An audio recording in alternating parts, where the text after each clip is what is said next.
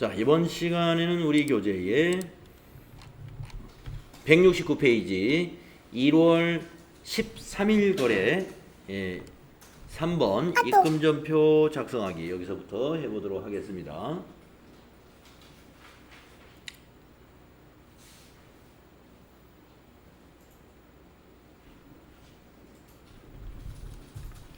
자, 내용을 보시면 입금표라는 증빙이 있는데요. 입금표는 돈을 받았다라는 사실을 증명해주는 증빙입니다. 돈을 받았다. 220만원 합계금액을 영수자 하면은 우리 회사가 영수자죠. 돈을 받았다. 누구에게? 코디나라 귀하. 코디나라로부터 돈을 받았다. 자, 내용을 보겠습니다. 상품 매출에 대한 외상 매출금을 오늘 현금으로 받고 입금표를 발행해 줬대요. 자, 외상 매출금을 현금으로 받았습니다. 여러분 분계를 한번 여기다 써보겠습니다. 자, 현금으로 받았으면 차변에 현금이 오죠. 자산 증가 현금 220만원. 그렇죠? 자, 대변은 뭐가 올까요? 예, 외상 매출금이죠. 외상 매출금 220만원 되겠습니다. 여기에서 말입니다. 여러분들 외상 매출금 같은 채권의 경우는 거래처 코드를 전표 입력할 때 꼭 넣어야 되거든요. 그래서 여러분 손으로 쓸 때도 외상 매출금 괄호 열고 이 회사 코디나라 이게 코디까지라도 이렇게 써주세요. 종이에 분계를 쓸 때도 거래처를 괄호 속에 넣어서 채권, 채무, 은행 관련 개정 과목은 채권, 채무, 은행 관련 개정 과목은 분계를 손으로 종이에 쓰실 때도 거래처를 괄호 속에 쓰는 그런 습관을 가지시는 게 좋습니다. 이 거래입니다. 그래서 차변의 현금은 자산 증가한 거죠. 예. 현금으로 받았으니까 자산 증가. 대변의 외상 매출금은 자산 감소한 거죠. 그래서 외상 매출금이라는 자산은 없어지고 대신에 현금이라는 자산으로 증가가 되었습니다.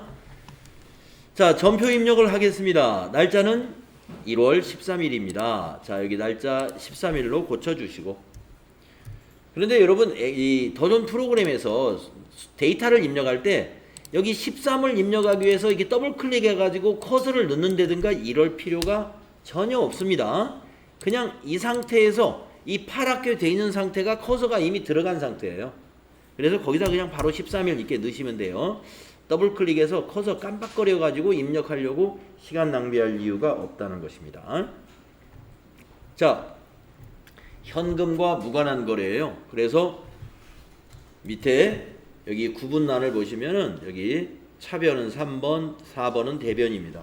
자, 3번부터 입력할까요? 차변. 대변부터 입력해도 관계는 없어요. 그냥 차변부터 입력해도 관계 없고요. 자, 차변이 현금이었죠? 아, 이거 입금전표구나. 죄송합니다. 네, 그러면 여기 구분을 입금으로 하겠습니다. 네, 입금전표죠. 자, 2번. 구분에다 아예 2번을 넣으세요. 입금. 지금 우리 입금전표 연습하려고 하는 거니까. 자, 입금을 선택하면은요, 이번에는 차변의 현금이 자동 완성이 돼요. 그러면 여기 대변에 들어갈 계정 과목을 여기다 입력해야 됩니다. 대변에 들어갈 계정 과목. 외상 매출금이니까 코드란에서 외상 입력하시고 엔터 치면 외상 매출금 108번 찾아볼 수 있죠. 네, 108번에서 엔터. 그러신 다음에 이거는 아까 복리후생비나 차량 유지비처럼 여기다가 거래처를 넣으면 안 돼요. 코드에다 넣어야 됩니다. 코드에다가. 그래서 코디라고 검색해 볼까요? 코드에다가 코디 하고 엔터 치면 코디나라 1001번 딱 입력이 되는군요. 코드로 거래처를 입력하라는 말이 바로 이 말입니다. 코드란에다가 거래처를 검색해라. 입력됐죠? 그래야 거래처 원장이 만들어집니다. 예, 이번에는 거래처 원장도 한번 보겠습니다. 자, 그러면 코디나라의 외상 매출금을 받았잖아요. 적요를 보겠습니다. 밑에 4번 적요가 있네요. 외상대금 현금 회수 4번 선택하시면 돼요. 그리고 대변에다 금액은 220만 원이라고 입력하시면 되겠습니다. 2200 플러스. 자, 이렇게 거래처 코드를 넣었기 때문에 거래처 원장까지 반영이 되는 것이다. 한번 거래처 원장만 가서 보도록 하겠습니다. 자, 여러분 메뉴로 돌아가셔가지고요. 전체 메뉴 선택을 하시면 여기에 거래처 원장이 있습니다. 전체 메뉴에 가셔가지고 거래처 원장 가보세요. 자, 거래처 원장 선택하시고요. 기간은 1월 달로 조회해 보겠습니다. 1월 엔터 또 뒤에도 1월 엔터 하면 1월 1일부터 1월 31일이 검색이 됩니다. 자, 계정 과목은 외상 매출금이었죠. 지금 여기 108번 코드를 넣어서 해도 되고요. 저는 외상 매출금 108번 아니까 108번 코드 입력하셔도 되고, 아니면 여러분이 검색을 해도 돼요. 외상 매출금. 거래처는 전부를 보겠습니다. 엔터 모든 거래처를 보세요. 계속 엔터를 치세요.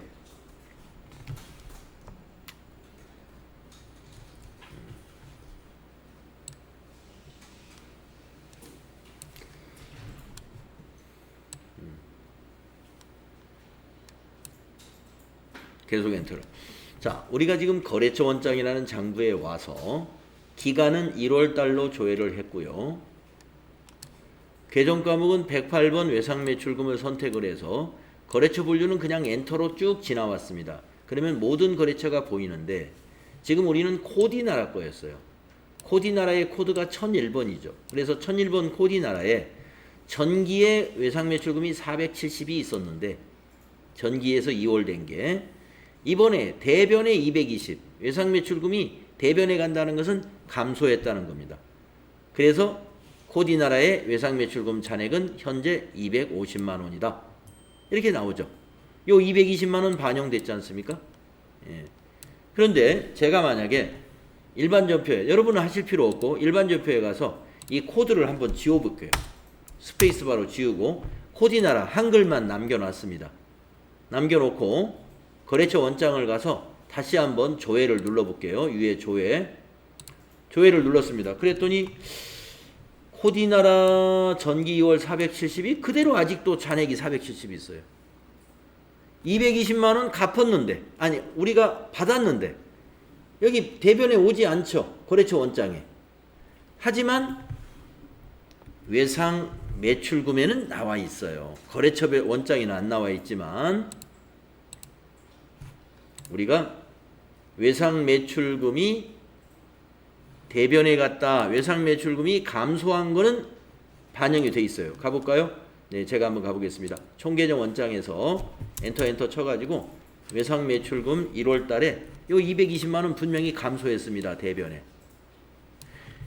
외상 매출금 전체 잔액은 전기에서 2월 된 게 820만 원이었어요.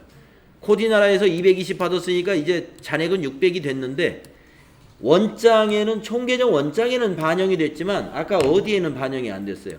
거래처 원장에는 이게 안 왔다 이겁니다.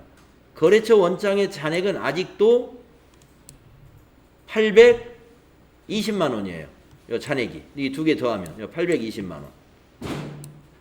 그런데 총계정 원장에 가면 잔액이 600만 원이죠. 총계정 원장에는 외상 매출금이 600만 원인데 잔액이, 거래처 원장에는 820, 220이 차이가 뭐예요? 거래처 원장에 반영이 안 됐다. 이유는 계정 과목까지는 넣었는데 거래처 코드를 안 넣었기 때문에. 그래서 여러분들이 여기 전표 입력하실 때 단순히 여기에다 텍스트 넣는 것은 거래처 원장에는 반영이 안 된다는 사실을 기억하셔야 돼요. 그러니까 이거 코드 안 넣으면 어떻게 되겠어요? 이 문제는 틀렸다. 점수를 못 받아요. 그래서 이거 강조해 드리는 거예요. 그래서 코디나라를 여기다 이렇게 한글로만 나타나면 안 돼요. 여기에 코드로 넣어야 됩니다. 1001번. 거래처 코드를 외우고 있는 사람은 없겠죠. 그래서 여기서 검색을 하시면 돼. 코디 이렇게 해가지고 검색하시면. 네, 됐습니다. 자, 다음 전표를 이제 가보겠습니다. 이제 전표 입력하는 게 감이 오셨어요. 자, 4번 대체 전표 작성하기 연습해 보겠습니다.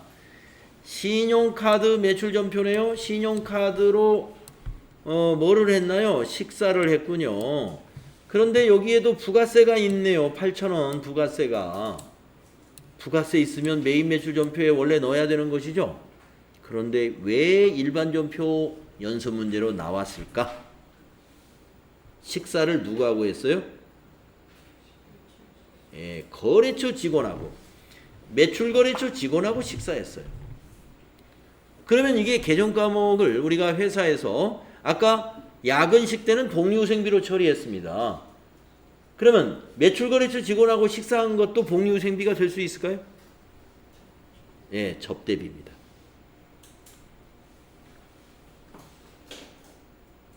접대비입니다. 부가세 환급 못 받아요. 공제 못 받아요. 88,000원. 전부 다 접대비 비용 처리해야 됩니다. 그리고 대변은 이것을 우리는 지금 여기 참만나 갈비에 해당하는 돈을 지불한 거나 다름없지만 CT카드사에는 돈을 지불한 게 아니에요. 그래서 우리는 CT카드사하고 거래를 한 거예요. 신용카드로 결제를 한 것은. 그래서 미지급금. 미지급금이에요. 거래처는 CT카드. 이렇게 분계가 됩니다. 부가세 분계는 하지 않습니다. 전부 다 비용 처리하는 거예요. 그 이유는 아까 승용차 관련 매입세액 공제 못 받는다고 했죠. 접대비 관련 매입세액도 공제를 못 받아요. 부가가치세 이론 때 여러분 공부하셨을 거예요. 접대비 관련 매입세액은 공제받지 못한다. 그래서 일반 전표에 입력하는 거예요.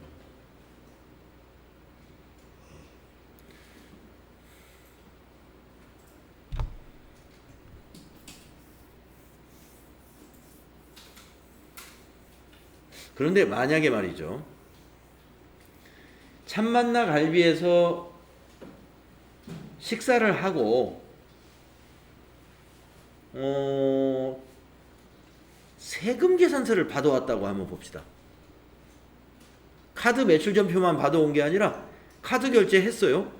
카드 결제해놓고 여기 식당한테 우리가 사업자니까 세금 계산서 발행해 주세요. 그럼 발행해 줘야 돼요.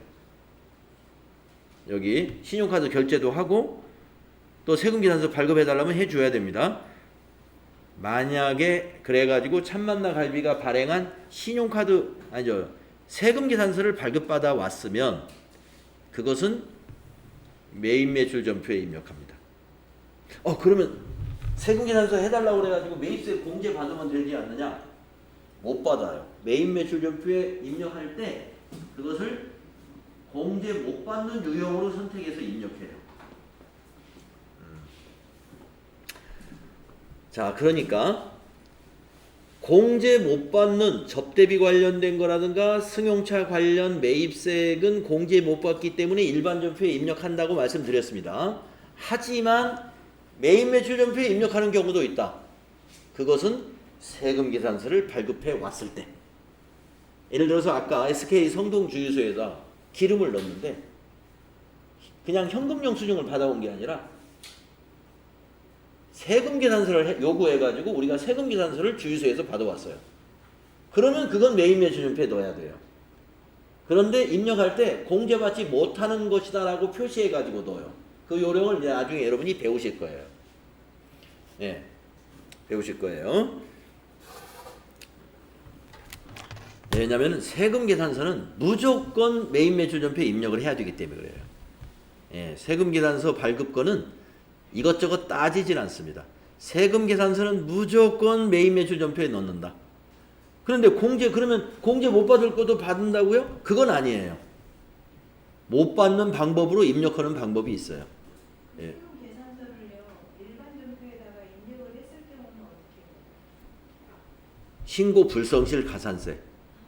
예, 일반 전표에 입력하면 부가가치세 신고서에 반영이 안 돼요. 우리가 세금계산서 주고받은 거래는 무조건 부가가치세 신고 때 신고가 일어나야 되거든요. 세금계산서 합계표라는 걸 신고해야 돼요. 근데 세금계산서 합계표가 이 전산 프로그램에서 안 만들어져요. 일반 전표에 입력한 것은. 메인 매출 전표에 입력해야 세금계산서 합계표 만들어지고 신고서에 반영이 되기 때문에. 그럼 지금 이 영수증 같은 경우 이것도 받고 세금 계산서도 받았다. 네. 그러면 일반 전표는 안 하고 세금 그 메인 매출에서만 해야 되는 거예요? 그렇습니다. 일반 전표에 또 입력하면 이중으로 비용 처리되잖아요. 여기서도 접대비 처리하고 메인 매출 전표에 가서도 또 거기도 밑에 분계 넣거든요. 거기도 접대비 처리하고 그러면 전표가 이중 처리되니까 아예 여기서는 일반 전표에서는 아예 입력 안 해요. 그냥 메인 매출 전표에서 접대비 처리를 하면 됩니다. 그럼 이것만 달라고 하면 되시네. 네? 이것만 달라고 하면 되잖아요. 그렇죠. 이것만 날라가면 됩니다. 그런데 세금계산서를 요구하는 경우도 있어요. 요구할 수도 있어요. 그랬을 때 세금계산서를 먼저 기준으로 선택을 해야 돼. 세금계산서와 신용카드 매출전표를 다 발급받아왔다. 식사를 하고 그러면 이거 받았다고 생각하면 안 돼. 세금계산서가 우선 증빙이 세금계산서와 뭔가를 이중으로 받았다면 그 이중으로 받은 것 중에서 최우선은 세금계산서. 그거 기준으로 판단하면 돼요. 그래서 전표 입력을 세금계산서 발급받은 것은 무조건 메인 매출 전표에 입력해야 된다는 거 여러분 알아두셔야 됩니다. 자, 분계 써봤습니다. 그러면 전표 입력하겠습니다. 날짜가 여기 나와 있죠. 1월 14일. 자, 날짜 1월 14일로 고치시고요. 3번 차변이 접대비도 800번대 접대비 써야 돼요. 813번 써야 됩니다. 거래처는 비용이니까 코드까지 넣을 필요는 없어요. 그래서 여기에다가 여기 접대비를 식사를 어디서 했느냐 하는 겁니다. 그래서 그 식사한 식당 참만나 갈비가 거래처가 되는 겁니다.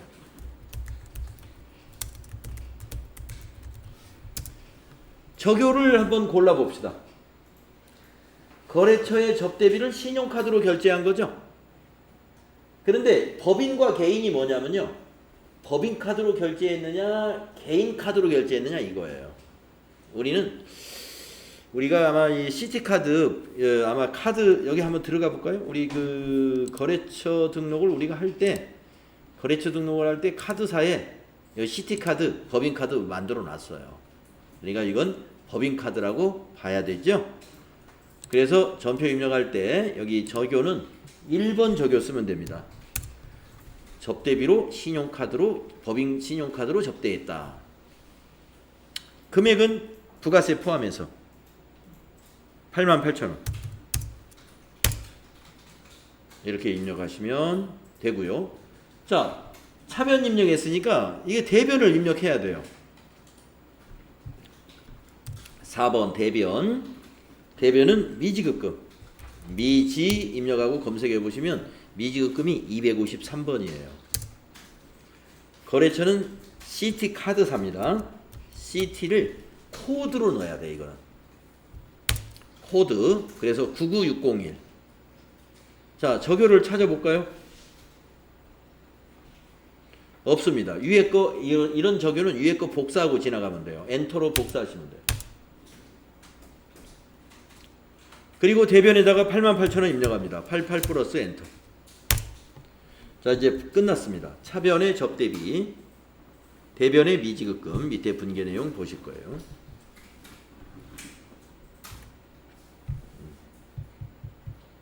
이게 대체전표 입력하는 방법이에요. 자, 이렇게 해서 우리가 일반 전표 입력의 아주 기본을 해봤습니다. 출금, 입금, 대체전표. 아주 기본을 해봤습니다. 책의 수행 결과라고 쭉 나와 있죠. 여러분이 이제 프로그램이 없는 상태에서 책으로만 공부할 때는 이런 걸 보시면서 이 문제는 이렇게 분개하는 거구나 이렇게 책으로만 공부하실 때는 이 해설을 보시면 공부가 됩니다. 우리가 한 거하고 똑같아요. 다 했어요. 이렇게. 다음은 제3절 증빙서류 관리하기.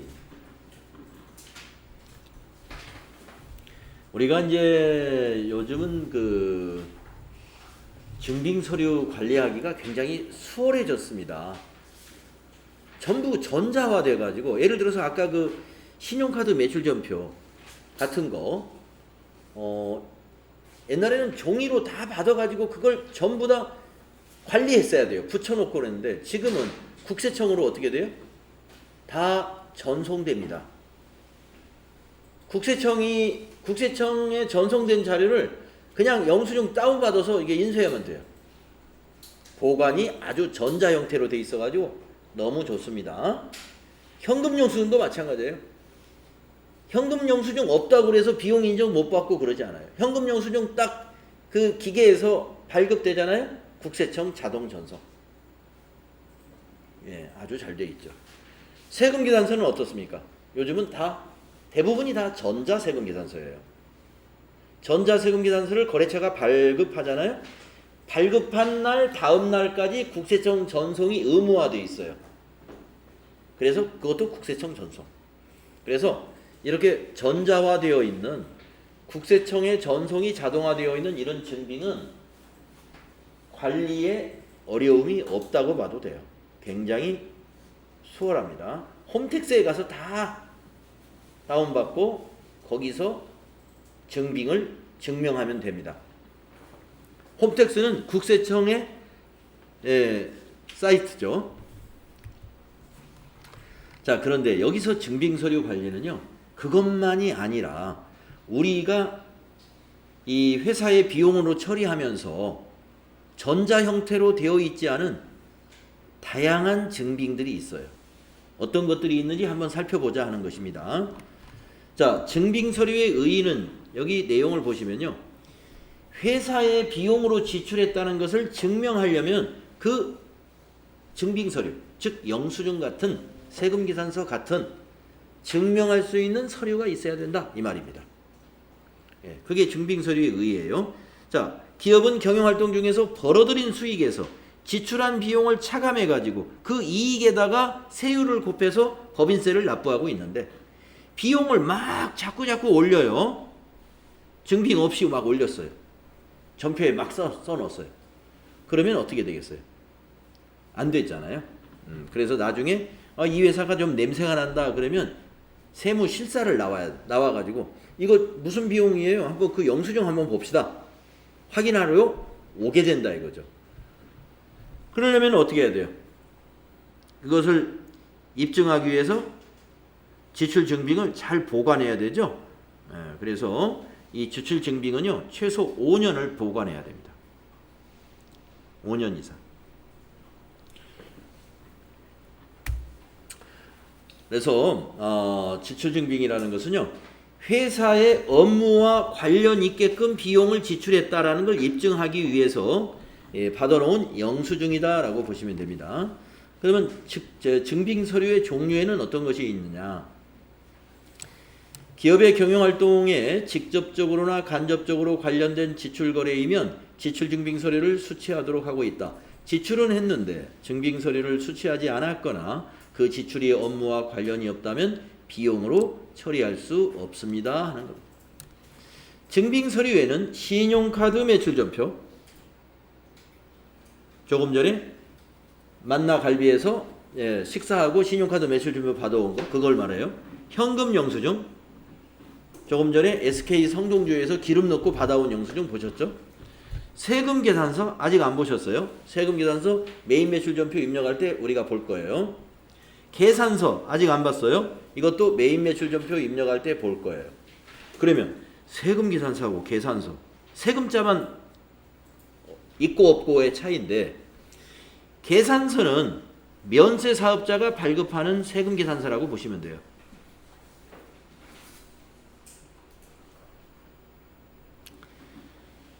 세금 계산서는 과세 사업자, 계산서는 면세 사업자.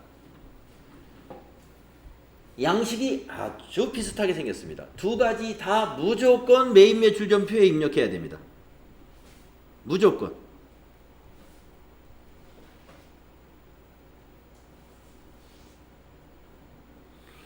그러니까 우리가 일반 전표 입력하는 연습을 할 때는 세금 계산서하고 계산서는 아예 안 나와요.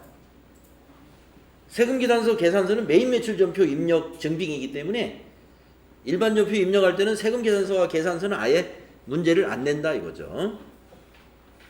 그 다음에 마지막으로 영수증 등이 있습니다. 그런데 이 영수증 마지막으로 있는 영수증은 제가 빨간 글씨로 빨간색으로 이렇게 체크를 했어요. 왜 그러느냐? 이 파란 글씨로 체크한 이 부분이 있지 않습니까? 신용카드, 현금 영수증, 세금 계산서, 계산서. 요 네 가지를 뭐라고 부르냐면은 적격 증빙으로 분류합니다. 적격 증빙. 적격 증빙. 법률상으로 인정받는 증빙이다. 예, 이것을 적격 증빙이라고 그래요. 그러면 영수증은 적격 증빙이 아닌데 왜 증빙 서류로 보느냐? 영수증은요. 3만 원 이하. 3만 원 이하. 3만 원 이하는 인정해줘요. 그냥 영수증. 근데 3만 원 초과한 것은 인정이 안 돼요. 다른 증빙으로 받아야 돼요. 접대비는 10,000원까지만 인정해줘요. 그래서 가능한 접대비는 전부 다 신용카드나 현금 영수증으로 지출해야 나중에 탈이 없는 것이고, 이 영수증 많이 쓰면은요 나중에 탈이 생겨요. 예, 왜냐면 그 회사에 법인세 신고할 때 보니까 비용이 이만큼 들어왔는데 국세청에 영수증하고 현금 영수증하고 신용카드 그 회사에서 발급받은 거 보니까 그보다 많이 적어요. 왜 이렇게 많이 차이가 나지? 영수증 발급받은 게 굉장히 많은가 보다. 그러면 확인을 해보려고 오겠죠. 왜냐하면 영수증은 전산화가 안 돼 있어요. 영수증은 전산화가 안 돼 있기 때문에 세무 담당자가 와서 보지 않으면 그건 확인이 안 되는 거예요. 그러니까 그걸 확인하려고 오게 되겠죠. 그러니까 너무 의심받을 행동을 하면 안 되는 거예요. 그래서 영수증에다 막 300만 원짜리 영수증 이렇게 써놓고 비용 처리한다든가 이거는 굉장히 위험한 행동이에요. 실제로 그랬다 하더라도 그걸 바꿔야 됩니다. 300만 원짜리 영수증을 그냥 막 비용 지출 실제로 했다고 해도 그 정도 금액이면 세금 계산서나 그것이 화분 같으면 계산서, 이렇게 면세 품목이면 계산서 받고 과세 품목이면 세금 계산서 받아놔야 돼요. 금액이 큰 것들은. 자, 적격 증빙 4가지 기억해 주십시오. 자, 그러면 어떤 증빙들이 있는지 한번 보겠습니다. 돌잔치 초대장이 증빙이 될 수 있다? 네, 어떤 내용이냐면요. 거래처의 영업부장의 자녀가 돌잔치를 한다고 이 초대장을 우리 회사로 보내왔어요. 초대장을. 그러면 거래처 영업부장 집에 잔치인데 이런 거 보내나요? 네. 아무튼 보내면 모른 채 하면 안 되죠. 모른 채 하면. 그러면 우리 회사 거래처니까 잘 모셔야 되죠. 그래서 10만 원, 회사 돈으로 10만 원을 가서 축하금으로 주었습니다. 그러면 회사 비용으로 처리할 수 있어요. 그러니까 이건 지금 생일 초대장입니다만은 이것이 아니고 뭐 거래처 직원이 결혼식을 한다. 이것도 청첩을 보낼 수 있죠? 거기 회사에서 비용으로 이렇게 지불할 수 있습니다. 그걸 다 뭘로 처리하냐면요. 거래처의 이런 애경사에 관련된 것들은 다 접대비로 처리할 수가 있어요. 대신에 증빙이 있어야 돼. 증빙이. 그래서 이런 초대장이라든가 이런 것들을 증빙으로 보관해 두어야 됩니다. 자, 이것도 증빙이 될 수 있습니다. 예, 증빙이 될 수 있어요. 이건 전자 형태가 아니기 때문에 이건 굳이 나중에 와서 확인해서 보겠다 그러면 그때 보여주면 돼요. 그래서 보관은 해줘야 돼요. 자, 분계를 하겠습니다. 차변이 뭐죠? 예, 접대비예요. 거래처 영업부장의 아들, 예, 거기에 지급한 축의금이니까 접대비 10만 원. 현금으로 했으니까 대변의 현금이죠. 예, 대변의 현금 10만 원. 그래서 비용 발생, 자산 감소 이런 거래가 되겠습니다. 자, 전표 입력합시다. 출금 전표 쓰면 되겠네요. 2월 11일. 자, 월을 2월로 입력하시고 뒤에 날짜는 11일입니다.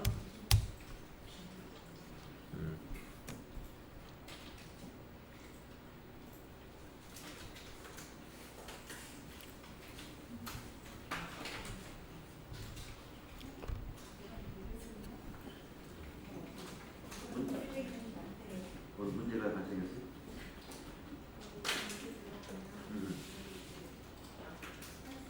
이거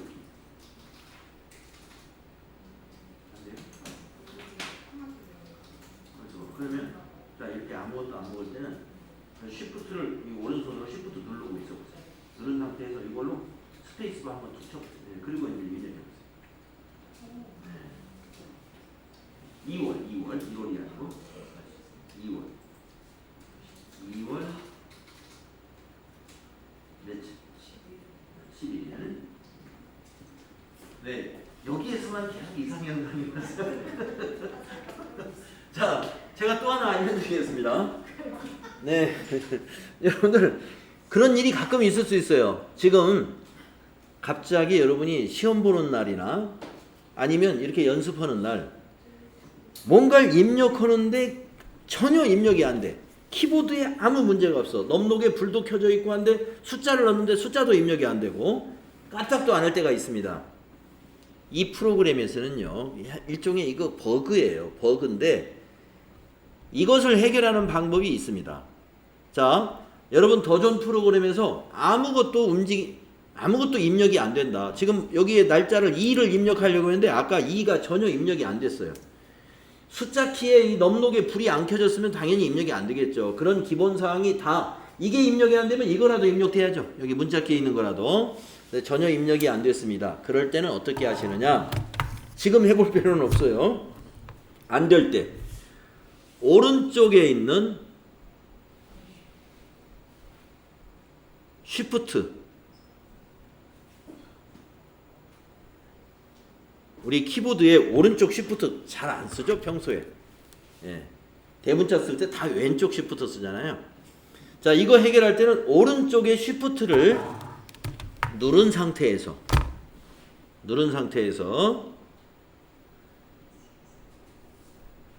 스페이스바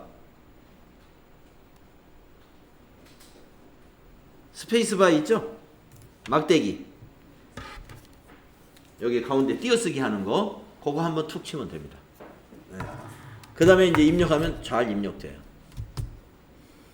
네. 자, 갑자기 안 되면 그렇게 하시면 됩니다.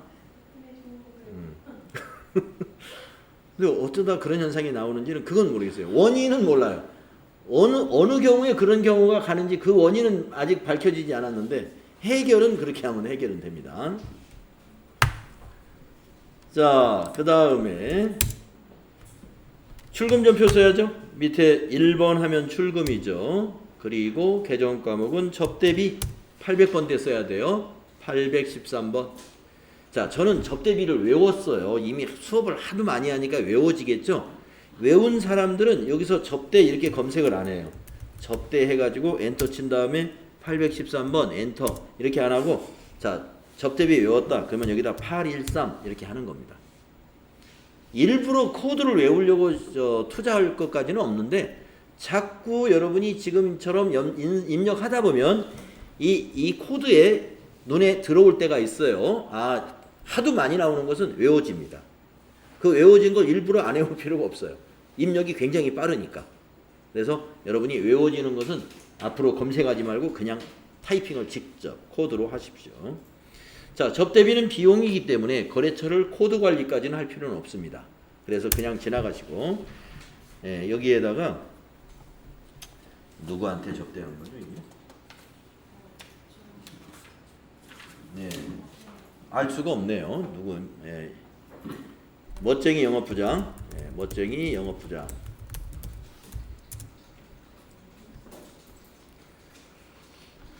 적요라.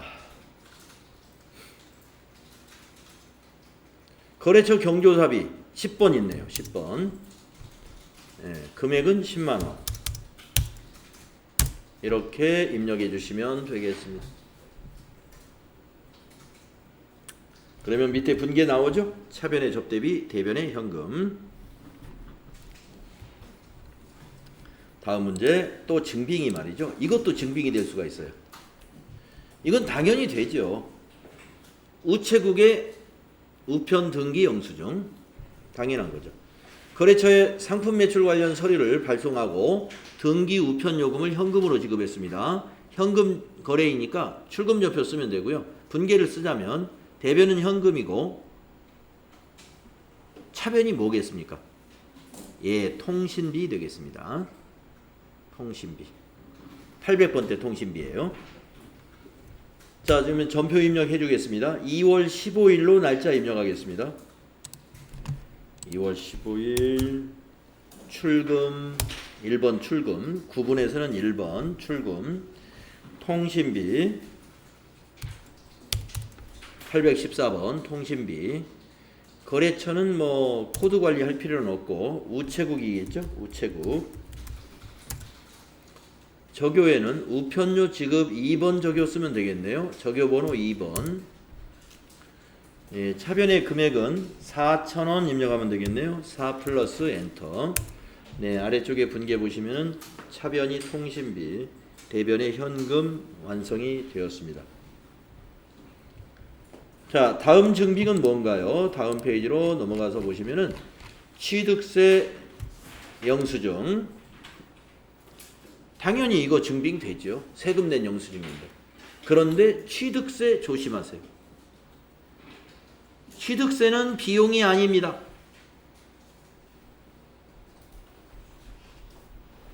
취득세는 자산이다. 요거 잊지 마세요. 세금이 어떻게 자산이 될까요? 여러분 그 유형자산 배우실 때 유형자산의 취득과 관련된 모든 비용은 취득원가에 포함한다. 시운전비, 운송할 때 들어가는 운송보험료, 운반비, 이런 모든 비용. 부동산 같으면 부동산 중개 수수료, 이것도 전부 취득원가예요. 여러분 세금 중에서 취득세라는 것은 취득비용으로 봅니다. 취득비용. 그래서 만약에 토지를 사면서 취득세를 냈다. 그러면 토지로 분계해야 돼. 건물을 구입하고 취득세를 냈다. 그러면 분계가 건물로 돼야 돼요. 세금과 공과금 하면 틀립니다. 취득세는 세금이지만 세금과 공과금 같은 비용이 아니라 자산이다. 이거 기억하세요. 자산이다. 이거 놓치면 안 됩니다. 자, 그래서 이 취득세가 무슨 취득세인지 한번 볼까요? 매장을 신축하기 위해서 토지를 구입하고 취득세를 현금으로 납부했다는 거예요. 그러니까 분계를 토지로 해야 된다. 네, 토지로. 자, 그래서 분계가 이렇게 돼요. 차변이 토지. 금액은 요거. 245만 원. 대변은 현금으로 납부했죠? 현금 245만 원. 자, 앞으로 나오는 모든 토지, 모든 취득세 다 자산입니다. 예. 다 자산으로 잡으세요. 대개 취득세 붙는 자산이 뭐가 있을까요? 토지 아니면 건물 아니면 차량 운반구. 우리 차를 사도 취득세네요. 그래서 여러분 취득세 나오면 아마 대상이 3개 중에 하나 나올 거예요.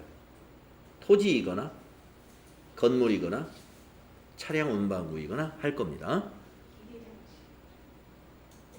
기계장치에 취득세 잘 안 붙습니다.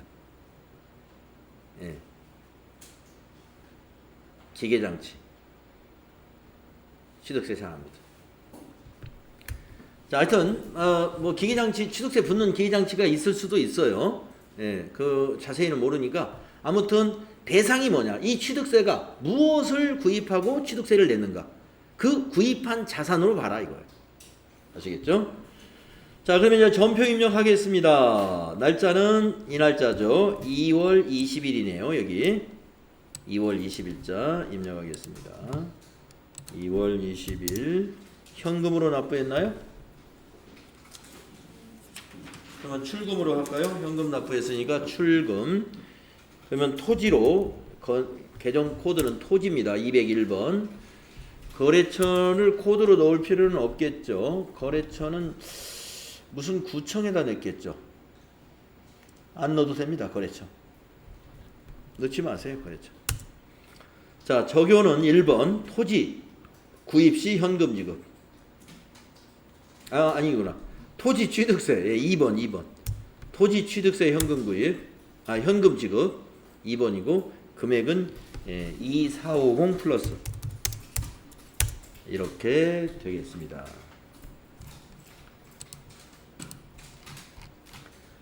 다음에 출장 품위서가 증빙이 될 수가 있어요. 여러분 품위서라는 것은 회사 내에 하나의 업무 처리하기 위한 서류죠. 업무 처리 서류.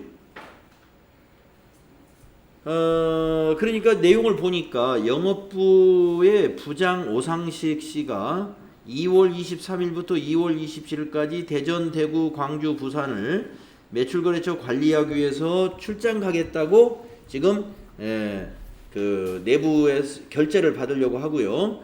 여비로 한 50만 원이 예상이 된다 하고 청구하는 출장 품위서입니다. 그러면은 우리가 회사에 따라 다르겠습니다만은 이 출장비를 선지불하는 회사, 지금 이런 회사는 출장 품위서를 작성해 가지고 50만 원을 회사 돈을 받아 가지고 출장 가는 경우예요.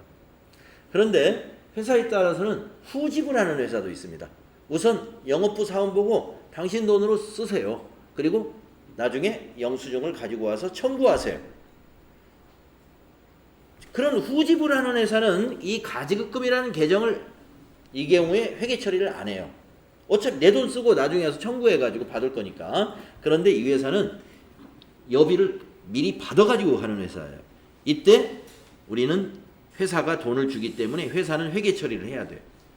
그러면 50만 원을 주면서 여비교통비로 다 처리한다? 아닙니다. 이게 여비교통비로 50만 원을 다 쓰고 올지 아니면 30만 원만 쓰고 20만 원을 남겨올지 이것이 아직 미확정이기 때문에 가지급금이라는 가계정을 써요.